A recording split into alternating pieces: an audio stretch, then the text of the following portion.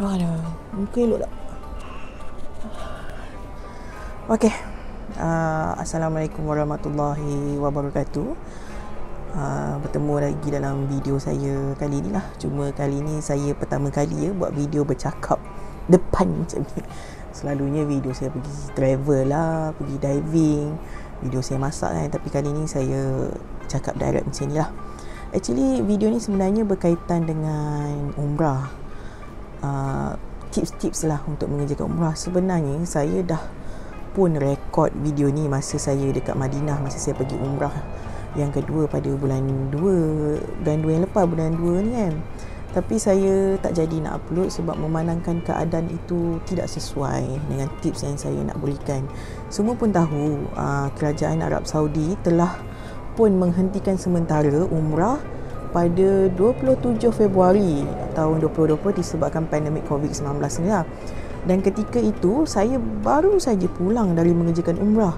Bila saya balik seminggu lepas tu, 27 hari bulan, kerajaan Arab Saudi pun mengumumkan yang mereka menghentikan sementara lah visa umrah, kemasukan umrah ke negara tersebut disebabkan COVID. Jadi saya membuat keputusan tidaklah mengupload video tersebut, tips yang saya dah rekod dekat Madinah yang memang cantik berlatar belakangkan Masjid Nabawi. Disebabkan tips tu bagi saya macam dah tak kena dengan situasi masa tu lah. Jadi untuk video kali ini saya rasa saya akan kongsikan lah kembali video berkaitan dengan tips-tips untuk mengerjakan umrah. Ada 32 tips semuanya. 32 panjang tu. Tips ni terbagi kepada dua bahagian lah. Satu, persediaan kita sebelum nak pergi, dan kedua, apabila kita berada di sana. Saya nak kongsi tips ni disebabkan saya ni ada dah 2 kali lah, alhamdulillah, ada rezeki 2 kali lah saya sudah pun mengerjakan umrah dengan 2 jenis package yang berbeza.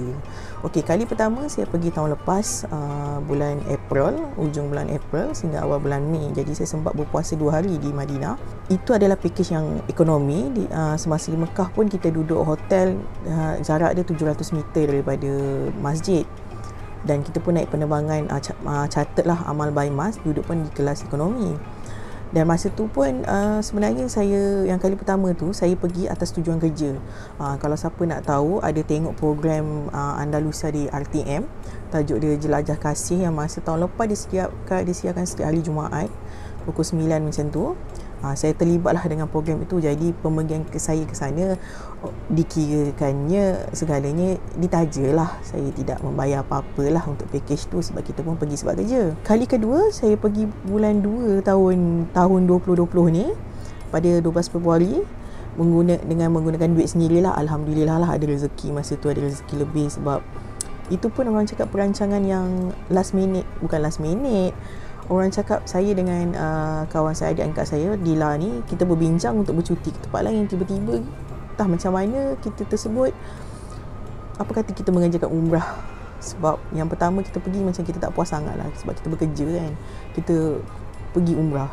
Jadi masa tu pun kami pun terus macam okey dan terus pergi. Dan package yang kedua tu kami agak bukanlah nak bangga tapi agak yang selesa lah sebab kita pun naik penerbang, kita ambil yang orang kata package yang premium sikit lah sebab kami duduk bilik berdua, hotel yang dekat dengan masjid. Dan juga Dila belanja lah kan, Dila belanja bukan duit saya, untuk upgradekan seat kapal terbang ke business class lah. Alhamdulillah, semoga murah rezeki Dila. Okey, jadi tanpa buang masa, untuk video yang pertama ni saya akan kongsikan dulu mengenai persediaan sebelum pergi umrah. Kalau saya, sebab yang pertama ni pun tips dia ada 20, kalau saya kongsi sekali dengan apa yang ada dekat Mekah apabila kita berada di sana, kemungkinan video ni akan jadi sejam pula kan nak bercakap, panjang lebar. Jadi sebelum tu saya minta maaf kalau annoying dengan benda ni. Ini sebenarnya bayangan kipas ni sebab aircon saya dah rosak ni, jadi terpaksa pasang kipas. Sekarang pun saya tengah panas ni, kipas dekat belakang ni tapi tak boleh buka, nanti bising kan. Okey, baiklah, kita mulakanlah dengan video tips-tips yang saya nak kongsikan. Tips persediaan sebelum pergi. Semua sedia maklum, saya dah bagi tahu tadi, saya ada dua pengalaman dan 2 jenis yang berbeza. Pergi yang pertama saya tak bersedia sebab saya sibuk dengan kerja. Pergi yang kedua ni alhamdulillah bersedia sangat-sangat. Okey, tips yang pertama, sebelum nak pergi tu, kalau boleh 2 bulan sebelum nak pergi tu, cuba perbanyakkan mengambil vitamin C. untuk menguatkan imunisasi badan kita ni. Sebab di sana ramai orang, kita tak tahu semua dari negara yang berlainan, kita tak tahu apa penyakit yang dibawa apa semua. Jadi tak salah untuk kita menguatkan imunisasi badan kita. Yang pertama saya pergi, saya memang tak ambil vitamin C ni, tak ada makan apa pun. Dah lah pemakanan kita pun tak berapa nak sihat kan. Jadi di sana saya demam panas. Semasa di Mekah saya demam panas sampai saya kena drip tiga botol air tu. Nasib baiklah masa tu sebabkan Andalusia satu rombongan yang besar, jadi mereka telah bawa doktor sendiri dan ada mini klinik. Nasib baik mini klinik tu sebelah bilik saya je kan. Jadi masa tu memang saya demam. Kemudian saya balik pun daripada umrah tu pun saya sesama, memang demam teruk lah, sakit. Tapi nasib baiklah itu sekadar orang cakap perubahan cuaca kan. Jadi saya nasihatkan sekiranya kalau anda ni jenis mengambil pemakanan yang sihat, makan buah hari-hari, kemungkinan vitamin C anda tu mencukupi lah. Tapi kepada yang tak cukup tu, cubalah mengambil vitamin C. Macam saya ambil jenis pil yang larut dalam air tu, effervescent lah, susah betul nak sebut, Berocca tu lah. Tapi sebelum anda nak ambil tu, pastikan anda dapatkan nasihat doktor dulu lah. Tengoklah dulu anda boleh ambil atau tidak. Sebab ada orang ni kalau ada certain penyakit, kemungkinan tak boleh berlebihan vitamin C tu. Tapi kalau anda sihat, anda okey dan doktor pun cakap okey ambil semua tu, ambil je lah. Tapi jangan lebih daripada dos dia kan. Okey, tips yang kedua pula untuk persediaan ni, belajar cara solat jenazah. Okey, disebabkan semasa di sana, semasa kali pertama saya tak tahu kan, kita semayang kat masjid jemaah macam biasa. Tiba lepas solat fardu tu ada satu solat, saya pun terpinga-pinga, solat apa ni kan, sebab saya tak tahu rupanya itu adalah solat jenazah. Jadi apabila di sana, baik di Masjid Nabawi, baik di Masjidil Haram, setiap solat fardu selepas itu akan ada solat jenazah, akan ada kematian. Tapi saya tak pastilah, macam sekarang ni pun SOP dia pun kita tak pasti lagi macam mana kan. Okey, tips yang ketiga pula, untuk wanita ni, kita take note lah tarikh period kita. Apabila anda dah tahu bila anda nak pergi, tarikh anda nak pergi umrah tu, cuba catatkan tarikh period anda. Sekiranya tarikh tersebut kena pada tarikh yang anda nak pergi umrah tu, pergi jumpa doktor, konsult dengan doktor, tanya doktor apa, macam mana untuk apa ubat yang mereka yang perlu anda ambil. Macam contoh saya ambil Sonolot ke nama dia, lebih kurang lah kot kan, ubat untuk menahan period tersebut lah. Sebab kali pertama pergi saya tak ambil, sebab memang date tu tak kena lah dengan tarikh period saya. Ini penting ya, anda ambil tahu date period anda tu kan. Sebab ada orang dia konsisten 28 hari, ada orang 35 hari, ada orang 40 hari. Jadi catatkanlah benda tu untuk persediaan anda. Pergi jumpa doktor, biar doktor bagi tahu perlu atau tak perlu ambil pil tersebut lah. Macam saya memang perlu. Jadi doktor akan bagi tahu bila nak makan. Macam saya sebulan sebelum nak pergi tu, doktor dah suruh makan. Maknanya saya tahankan period, maknanya last period saya sebelum nak pergi tu, saya tahankan dia dululah untuk nest. Lepas sampai dekat saya dah selesai umrah, dah masuk Raudah, masa dekat Madinah saya stop makan lah. Boleh berhentilah sebab masa tu kalau nak period pun tak apalah kan. Tapi nasib baiklah bila dah balik Malaysia, 2 hari lepas tu baru saya period. Jadi ini penting kepada wanita, take note anda punya tarikh period sebelum nak pergi tu. Biasanya 2 bulan sebelum tu pergilah jumpa doktor kan. Nanti doktor bagi orang cakap bagi advice lah tu semua. Okey, tips yang keempat pula, apabila kita nak pergi sana, kita memang diwajibkan untuk mengambil vaksin vaksin apa nama tu, lupa dah. Meningitis ni memang wajib untuk ambil lah untuk apply visa. Tapi selain daripada meningitis tu juga digalakkan untuk anda ambil sekali dengan vaksin influenza tu lah. Sebab macam saya katalah, di sana kita berjumpa dengan ramai orang daripada negara lain. Cuma saya tak pastilah untuk umrah akan datang ni macam mana, sebab mungkin ada SOP yang perlu kita ikutkan kan. Sebab start 1 November kita dah daripada negara luar boleh dah masuk. Cuma di Malaysia ni kita tak tahulah situasi dia macam mana kan. Macam mana kita nak pergi umrah, mungkin package dia berlainan. Jadi tak salah sebenarnya untuk ambil vaksin influenza. Sebab vaksin influenza ni pun boleh mengelakkan anda daripada kena virus influenza tu lah, dan juga mengelakkan selsema. Saya memang ambil vaksin influenza tu setiap tahun. Sebab saya ni memang sangat mudah sesama. Itu dia. Okey, yang kelima ni penting. Yang kelima ni penting. Pertama kali saya pergi, saya memang bawa banyak baju. Memang beg tu penuh lah, macam tak ada ruang dah nak bershopping ke apa semua. Kali kedua saya pergi, tak banyak pun. Saya cuma bawa 2 jubah seluar dan 3 jubah dress, 1 telekung. Itu saja yang saya bawa. Pakaian tidur pun saya bawa cuma 2 set saja, kan. Sebab apa, dekat sana, okey, bergantung kepada package yang anda ambil lah.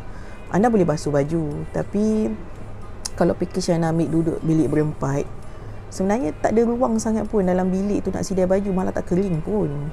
Kita bukan boleh sidai kat balcony ke apa semua, memang tak ada balcony kita boleh sidai, memang tak kering. Jadi saya cadangkan tapi terpulang kepada anda lah. Sediakanlah bajet untuk Dobi, dan saya nak bagi tahu jugalah, Dobi dekat sana tak murah. Kalau di Mekah dia kira helai, ya. Di Madinah dia timbang. Yang helai tu pula, satu helai macam jubah, satu set tu, jubah dress tu 17 riyal. Betul. Tudung saja macam ni 8 riyal. Yang kecil-kecil tu 1 5 riyal. Bayangkan lah. Tapi kecil-kecil tu tak payah hantar lah, basuh sendirilah kan. Dia di Mekah bergantunglah kepada hotel punya harga, tapi tak jauh beza pun. Ingat di Mekah dia kira helai. Tak silap saya ada juga Dobi yang timbang ni, tapi agak jauh lah, kita pun tak pasti sangat kan. Kang tahu hilang baju daya kan, ambil dekat Dobi kat hotel, dah tahu memang selamat kan. Di Madinah dia timbang 1 kilo 15 riyal, agak mahal. Jadi saya di sana hampir, bukan hampir, dah memang 300 lebih saja, 300 lebih riyal saja untuk Dobi. Kalau aku beli baju baru dapat. Jadi itulah ya. Okey, tips yang ke-6. Bawalah hanger sendiri. Sekejap saya tunjuk contoh.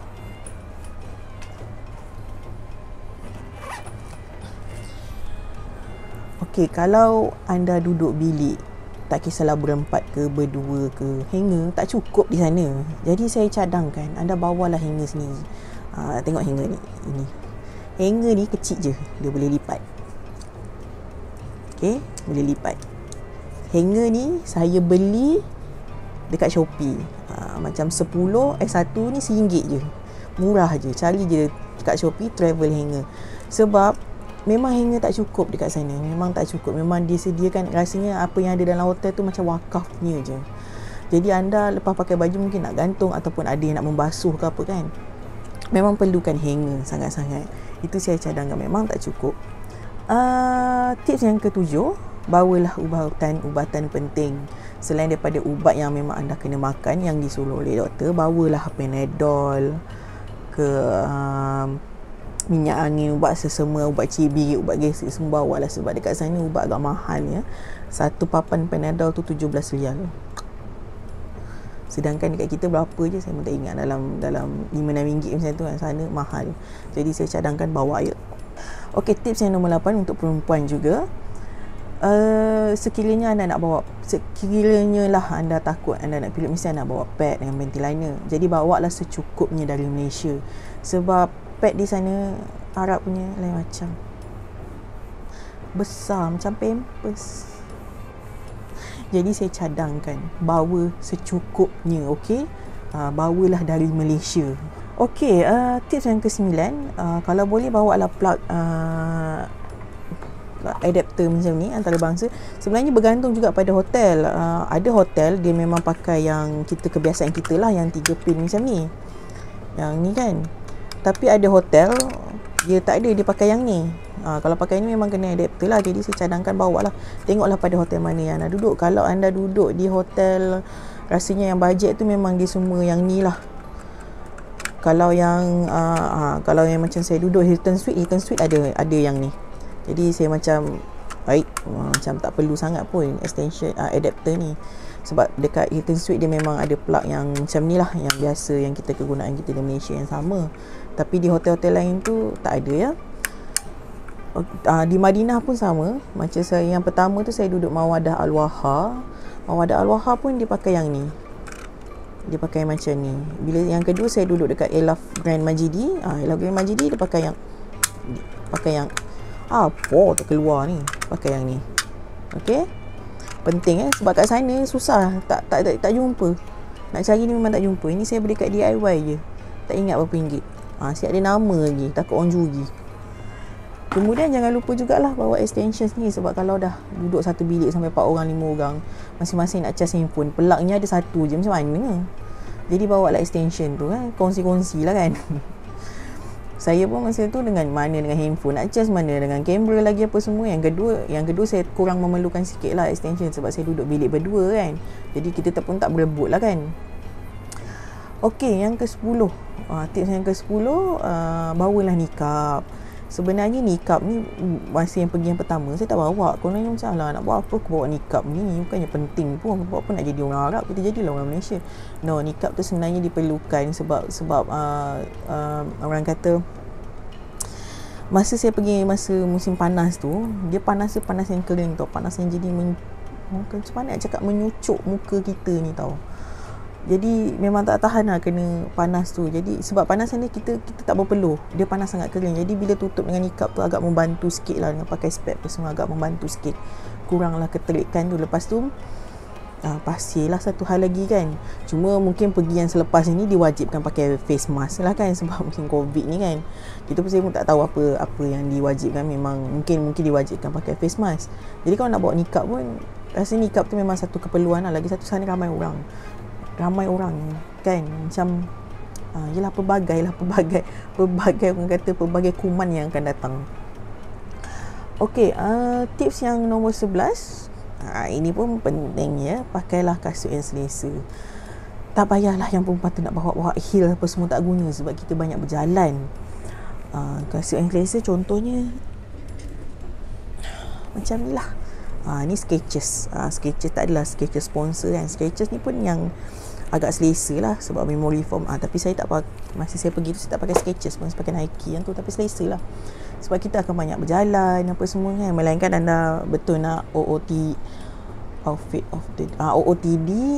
semata-mata nak ambil gambar je, tak tahulah kan. Tapi menyemakkan beg lah.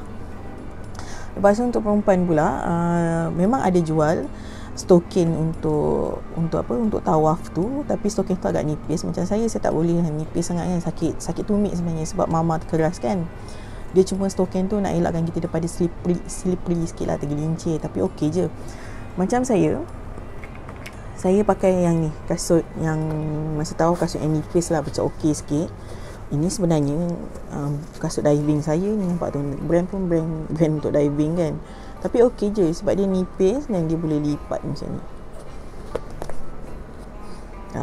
Senang. Jadi kalau nak bawa lah. Tapi kalau anda tahan kaki anda dengan pakai stokin saja, tak salah. Saya macam tu yang tak tahan lah, sampai saya kena ambil skuter kan. Okey, untuk perempuan juga, ini tips untuk perempuan. Tak perlu bawa banyak telekung. Sebab yang pertama itu saya bawa telekung sampai 4. Sebenarnya 2 pun cukup. Sebab lain-lain waktu semayang kita akan banyak pakai sebab apa, baju kita pun dah menutup aurat apa semua kan. Kita akan banyak pakai kita punya baju, sekadar jubah dengan tudung labuh kita je, okey je. Cuma telekung ni saya bawa satu je, yang masa yang pergi yang kedua tu satu je, cukup, tak payah bawa banyak-banyak, itu je. Melainkan anda bawa satu telekung yang mungkin anda akan dalam ihram anda nak pakai telekung putih, itu okey lah kan. Macam saya masa dalam ihram saya cuma pakai satu tudung khimar yang labuh, khimar warna putih dengan jubah putih. Okey. Ni lagi satu ni. Tip yang nombor 13 untuk perempuan juga. Bawalah tudung sarung sahaja. Sebab masa pergi saya yang pertama, saya memang tak gemar sebenarnya pakai tudung sarung ni. Saya bawa tudung tudung bawal, tudung shawl yang labuh apa semua kan, yang jenis pin sana sini. Dia agak menyusahkan, agak annoying lah sebenarnya. Dia contohnya macam ni lah, kita masjid kita, surau kita di Malaysia, di tempat perempuan, di situ tempat solat, kita boleh buka tudung, kita letak kat tempat kita nak solat, dan kemudian di belakang tu tempat kita ambil wuduk. So just terus macam tu je lah kan. Tapi di sana tak, tempat ambil wuduk dia takkan ada dalam masjid, semuanya di luar. Jadi bila di luar, anda tak boleh dah nak buka tudung macam tu kan. Bila di luar, pergi ambil ni, lepas tu tempat ambil wuduk dia pula, tak ada tempat gantung. Susah nak cari tempat gantung tudung. Macam kita pun, kita masih ada lagi dalam tempat wuduk tu ada tempat gantung, ni tak ada. Dah tak ada tempat gantung satu hal, tak ada cermin lagi satu hal. Kita masih ada cermin untuk betul-betulkan tudung. Jadi saya cadangkan, memang yang pergi yang kedua tu, semua tudung sarung saya bawa. Macam senang je. Zos macam tu kan, nak pakai tu senang je. Jadi saya nasihatkan tak payahlah bawa tudung yang nak bergaya, nak pin sini, bawa macam ni. Ini pun sebenarnya sarung je, yang mudah, sebab kita memang tak ada cermin pun nak pakai elok-elok. Itu antara yang annoying lah masa saya pergi yang first kerana tudung. Okey, lepas tu tips yang nombor 14, mana dia hilang dah. Ni botol spray wuduk ni jangan lupa lah. Kalau naik chartered mask tu mungkin akan bagi. Yang lain tak adalah, beli je lah kat Daiso pun RM5. Sebab apa? Kadang-kadang ni contohnya mudahkan juga spray ni, sebab bila nak ambil wuduk, kadang tempat ambil wuduk tu terlalu ramai orang. Macam contoh tempat nak bermikat apa semua kan, ada Masjid Kuba tu ramai, kita nak menunggu tu macam boleh jadi bergatuh nak ambil wuduk, kita boleh guna spray. Lepas tu kalau dalam masjid Masjidil Haram pun, dengan masjid tu nak ambil wuduk pun jauh, kita kena keluar, melainkan daripada keluar, itu pun seloknya ambil dekat hotel lah. Kot-kot lah dalam masa dekat dalam masjid tu kita terbatal apa kan, nak keluar pula ambil masa, guna je lah spray ni penting lah untuk ambil wuduk. Ada cara dia lah, ada cara tu anda boleh carilah cara ambil wuduk menggunakan spray ni bagaimana kan. Ini pun penting. Okey, sebab anda isi bagusnya dalam ni isi jari zam-zam, agak dahaga minum. Okey, tips yang ke-15, saya galakkan semua bawalah botol air. Botol air ni untuk isi air mineral, bukan air mineral, air zam-zam. Di sana tu kita sebolehnya sentiasalah minum air zam-zam, sebab mudah dapat kan. Bawalah botol senang, instead of bawa pakai cawan kan, jadi sentiasa berisi.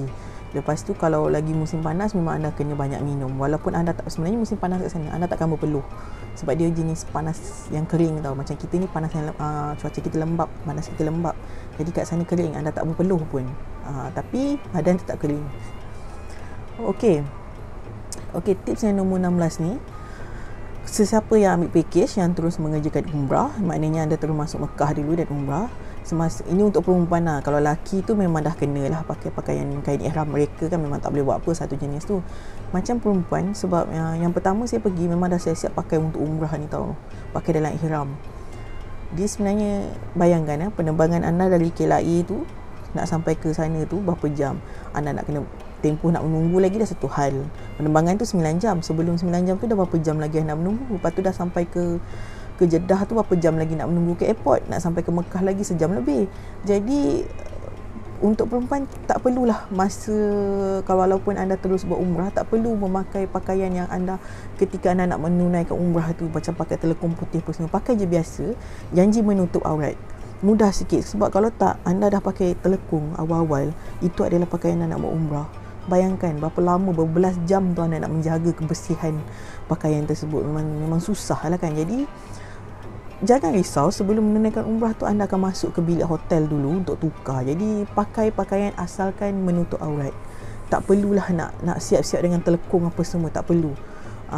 Bila dah berniat tu pun, sebab bila time bermikat tu pilot akan bagi tahulah bila nak mikat. Bila dah berniat tu janji anda bersih dan juga menutup aurat dahulu.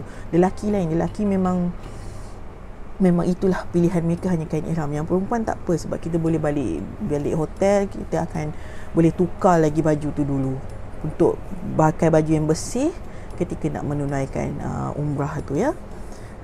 Okey, tips yang ke-17 ini berkaitan dengan telefon lah. Anda ada dua option sebenarnya, sama ada, ini option pertama tu ramailah yang memilih, iaitu membeli SIM card di sana.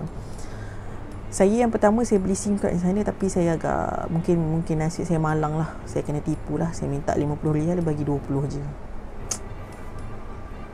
Okey, lepas tu bila anda guna SIM card dekat sana, kemungkinan anda tak boleh nak roaming, tak boleh nak buat video call melalui WhatsApp ya, sebab dia block lah dekat sana. Pilihan kedua, anda boleh roaming. Roaming mana guna nombor telefon kita sini. Sebab saya pergi yang kedua, saya roaming. Sebab saya guna Celcom. Celcom memang ada package untuk umrah ya. RM158 untuk 10 hari tu. Anda akan dapat 5 gig data dan juga call Malaysia dan call Arab Saudi unlimited. Arab Saudi tu maknanya call nombor handphone je lah. Bukanlah nombor biasa. Yang nombor Malaysia tak kisah landline ataupun nombor handphone. Call ni memang tak perlu bayar. Memang itulah unlimited. Memang 158 tu saja. Itu dululah, tapi sekarang tak tahulah masih ada lagi atau tidak package tu. Saya rasa masih ada lagi ya kot. Bagi saya berbaloi lah. Cuma 5 gig data tu ada kata tak cukup. Bagi saya cukup je. Sebab saya bukanlah jenis macam beria-ria sangat.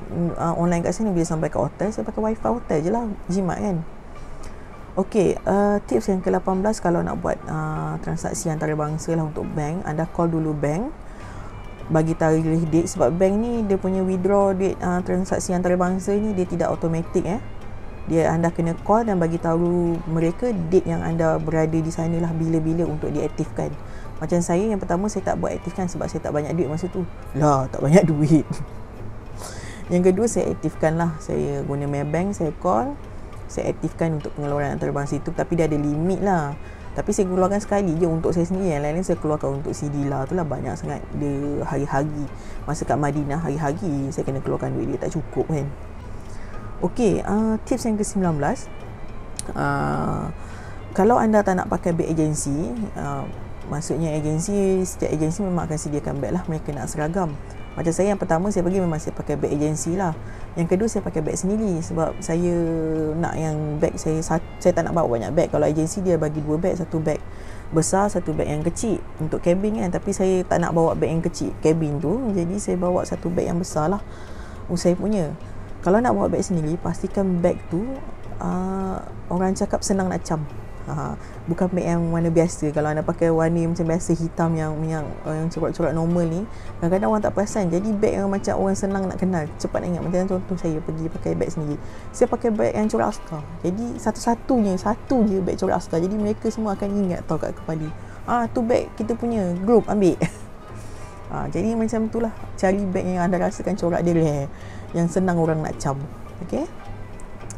Okey, tips yang terakhir lah untuk persediaan sebelum pergi umrah ni, yang nombor 20, iaitu amalan-amalan sebelum pergi. Dan amalan sebelum pergi ni, perbanyakkan solat hajat dan juga buat solat sunat taubat lah, sebab banyak yang boleh lah kan. Sebab masa saya pergi yang pertama, saya sempat buat 2 kali je, sekali hajat, sekali taubat je sebab saya sibuk kerja. Yang kedua ni alhamdulillah lah, banyak kali jugalah dalam sebulan. Kiranya 2 bulan sebelum nak pergi, kita memang boleh katakan setiap malam saya buat solat hajat dan solat taubat lah kan. Lepas tu sebelum nak pergi tu, berfikiran positif. Maksud saya berfikiran positif ni macam ni, mungkin untuk kali pertama pergi, mungkin adalah orang cakap macam contohnya jaga-jaga di sana, nanti masuk dalam masjid tak jumpa jalan keluar.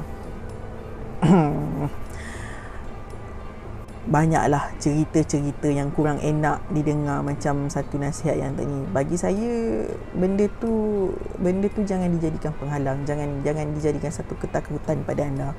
Sentiasa berfikiran positif. Sebab kita nak pergi sana untuk apa? Untuk beribadah, untuk ke rumah Allah, untuk orang cakap siapa yang ni, untuk memohon keampunan daripada Allah, memulakan hidup baru, macam itulah kan. Sekiranya kalau anda takut disebabkan dosa-dosa lampau tu, tak perlu risau. InsyaAllah semuanya akan baik-baik belaka. Jangan risau, sebab saya pun ada juga kenalan yang pergi pun, masa tu pun takut nak pergilah kan. Sebab dia fikirkan, aku sebelum ni banyak benda ni. Saya cakap tak payah fikir benda tu, pergi je, InsyaAllah tak ada apa. Sebab kita pun nak pergi, nak mohon dengan niat kita nak beribadah, kita nak pergi ke rumah Allah. Dengan seikhlas hati kita nak mohon pengampunan. Jadi alhamdulillah pergi sana, dia rasa seronok, dia kata nak pergi lagi apa semua kan. Jadi benda tu jangan risau. Kalau ada orang kata nanti pergi sana, kau ni banyak dosa lah apa semua, nanti pergi sana tak nampak Kaabah. Tak adanya, Kaabah tu anda akan sentiasa nampak. Kalau tak nampak pun mungkin ada di masjid lain. Tu je, jangan risau apa semua tu kan. Anggaplah ini satu peluang yang keemasan. Panjang pula nak ambil. Jadi itulah dia, lebih kurang 20 tips sebelum untuk anda yang boleh saya kongsi lah berdasarkan pengalaman saya.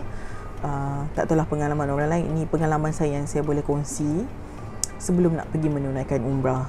Jadi semua orang pun tahu kerajaan Arab Saudi telah akan membuka semula untuk umrah, dibenarkan umrah semula bermula pada 4 Oktober ini. Itu 4 Oktober tu kita start daripada orang yang penduduk negara Arab Saudi lah, dan juga sesiapa yang bermaustatin di sana. Dan kemudian 1 November jemaah dari luar negara, maknanya Malaysia pun dah kira luar negara. Saya pun tidak tahu situasi macam mana jemaah kita, apa SOP yang kena patuhi untuk pergi di sana. Dan sekiranya selepas 1 November tu, jikalau kita, negara kita pun, kerajaan kita pun membenarkan kita untuk keluar negara untuk menunaikan umrah. Jadi saya harap tips yang saya berikan ini boleh membantu anda semua, insya-Allah. Next video saya akan kongsikan pula tips dan apa yang perlu anda tahu semasa berada di Mekah dan Madinah. Okey, sampai di sini saja video saya. Lah panjang sangat saya cakap ni. Saya harapkan anda semua dimurahkan rezeki dan dipermudahkanlah segala urusan anda sekiranya diberikan rezeki untuk menunaikan umrah. Terima kasih. Assalamualaikum. Jack. Oh Jack. Ini Jack. Oi. Tidur dah. Tengok tu. Tidur dah.